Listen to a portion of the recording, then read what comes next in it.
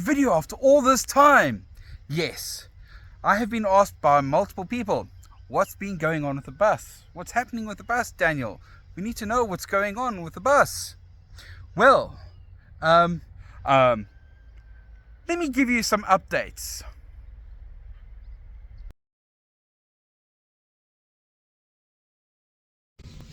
So, those of you who have been following bus building videos, you may recognize the vehicle behind me over there, and that man. Yes, I am at Meraai, busy checking out things, seeing how things are. We catch Philip in the middle of his examination of them installing the for his bonnet. Other Daniel, yeah, big job, eh? By the time this video comes out, they'll hopefully have finished this. By the time the video comes out, hopefully this is finished and there's skin over here and she's looking hot. Yeah. That's the unfortunate issue with our schedules. Yours is a weekly, mine is a tri-monthly. Yeah. No, it is. It's, you know, and you never you think you know how long it's going to take, but you're wrong, always. I don't want to predict this because I can't. There's not, I won't take a chance. I won't put money on it. And I'm building it. Yeah, I won't. So, Philip, you're busy building Meraai. What do you plan to do once you've finished building Meraai? Don't know. No, the whole objective of this was that neither myself or my better half, Mariki, see like we're not going to retire. We're both going to carry on working. We have to carry on working. But she works all over the country on different gigs in the feature film industry. So if she's got a gig in Cape Town for 4 months, instead of now we live apart, we've got a vehicle that we can squat down there in Cape Town, and she's got a base close by. So that's the working side of it. The pleasure side of it, we want a vehicle that we can basically tour Southern Africa. I've traveled the place extensively through my professional career, that being of environmental television. And I want to take her to those places, but she wants a flushing loo, and she doesn't want to sleep in a tent. She doesn't want mozzies, you know. And so, yeah, so this is why that's the plan. Okay. And what are your plans to do with your channel once Meraai is done? Good question. I don't know, because this is, you know, it's quite hard work because I film every day here. Yeah. My editing takes about a day, and the script writing, so it's pretty much a full-time thing at the moment. I do want to carry on with the whole homologation process because there's so many questions, even on all the different social media platforms. People want to know, what does it take to convert a vehicle like this to a motorhome? She's a bus. Yeah. I want to go through that process and share it in South Africa. I think it could be quite a challenge, but I'm hoping it goes smoothly. Then after that, if we're traveling, I don't know. You know, one can spend so much time filming in that you start neglecting the person you're supposed to be doing it with, and you're paying more attention to. So I'm not sure. It depends. We'll see. Be able to wake up in the morning, you're in a beautiful environment, your windows are open, you can sit there, you know, that is the dream, you know. And we do live in a beautiful country. Yes, there are challenges, you know, and you've got to take precautions, but yeah, what a better way to look at it than in one of these, eh?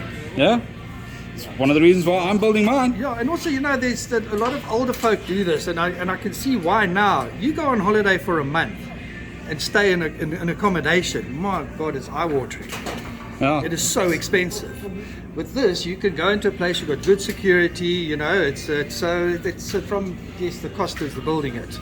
Yeah. But you can stay for a long period of time and relatively low cost. One thing that I've found out from my, at least in my planning, is that nothing really stops you from pulling over somewhere for the night at like around here, one of these public beach parking lots. Nothing stops you. But what's amazing is there's an incredible network of private properties. They're all over the show, and I've been doing a lot of research on it. So you can do, as you say, you can go and stay somewhere, but you know you're safe. It's in an enclosed place. It might be a beautiful place. There may be no facilities, but you know you're in a safe environment.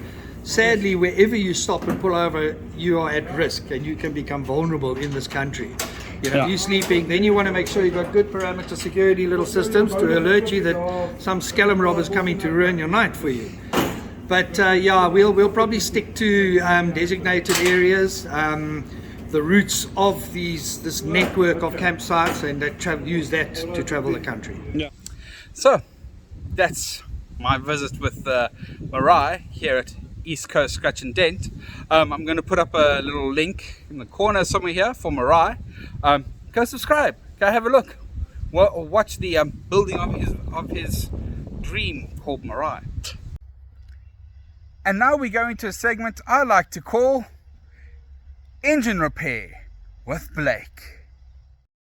The Daniel, yeah, there's your cylinder heads. I got the heads. I've just been washing them now. They've come back. Engineering. I'm gonna go get the block. I've organized the parky. That parky was down, so I organized the parky. He said we managed to sort it out. So he says by Wednesday you're going to fetch the block and the crankshaft. So this is the heads done. I'm washing them, just getting everything cleaned up, nice. Checking all the. Always have to wash when you get from engineering. You gotta wash. Alrighty. 1, 2 heads. Alright, here we got the video here. Everything is rigged up. But I was applying our left pump here. We're putting pressure into the pump, into the rail, into the elements. So now, when you pump here, you must put pressure into the pump, but not spray out like a hose pipe. So here we see. There we go. See, it's all pouring out. I don't know if you can see that. There we go. That one is not good. And then I turn it here. That one, it's supposed to just inject a bit, not spray. Look at this. That. I don't. Look at like a rubber. That's that. That's the pump elements. I'm trying to get the next cylinder. Elements are not good. Still that one. Next one. So it's not supposed to go to the next. Still doing that same one. Does it? Keeps doing the same thing. Elements are not good, not holding the pressure. Alrighty, that's the pump. So the pump, I'm going to send it in, get it serviced, new elements.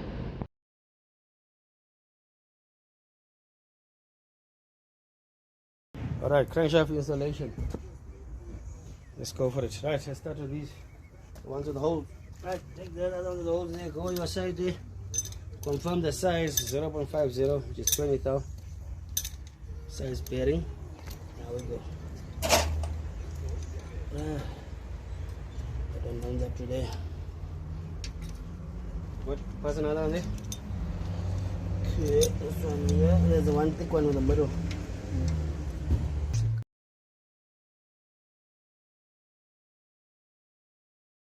I forgot. Yeah, after you torque it down, you have to turn it by hand. Make sure it turns. See, they turn nice and freely. That means there's no restriction. The block is right. Crank is straight. It's all good. Just a short video, because the main video I done is there. I'll just do the next one. The head's been fitted. But yeah, this is the timing. This is the timing. Here's a timing mark here. Z to Z. Y to Y is one hidden here.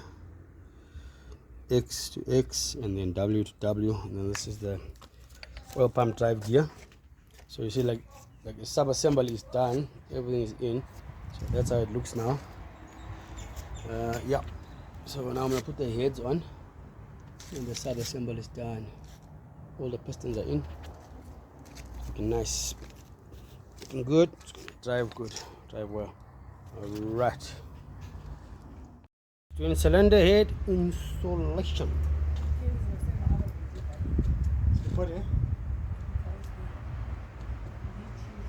Already put the head gasket. Or let's put a little bit of grease on top of the head gasket. It's an old wise tale. This is the first cylinder head to go on. Timing is on its mark. Now push down into the dial pin as you go. There's one head on. Second one. And this one. Hey.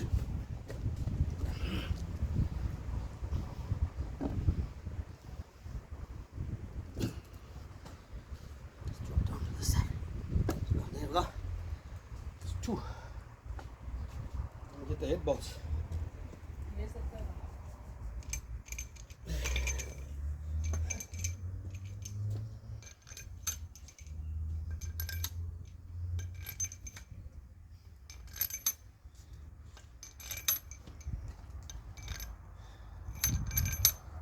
Okay, so there's just to torque down the head, so I'll get back to you. So I torque down the head. Just to tighten all these head bolts, torque them down. Alright, that's how you install the heads. Okay.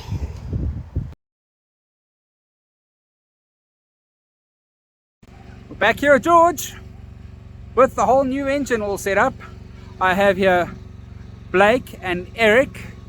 We're going to take the engine, and at the moment we're just going to take it and we're going to put it back in there. They haven't brought everything because some parts will get broken in the transportation. Mainly the sump is missing, a couple of pulleys, oil filter pumps.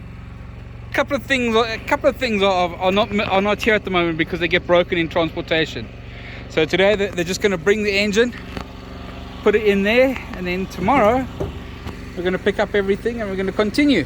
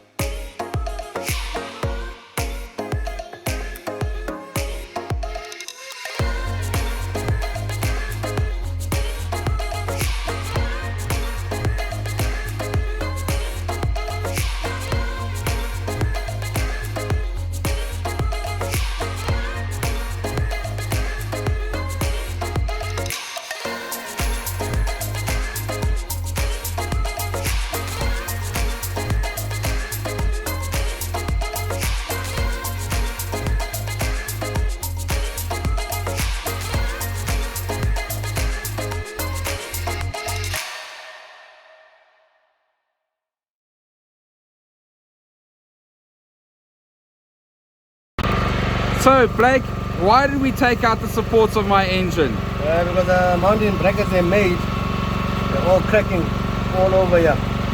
So the whole engine is going to end up falling on the ground because of the torque of the motor. Okay.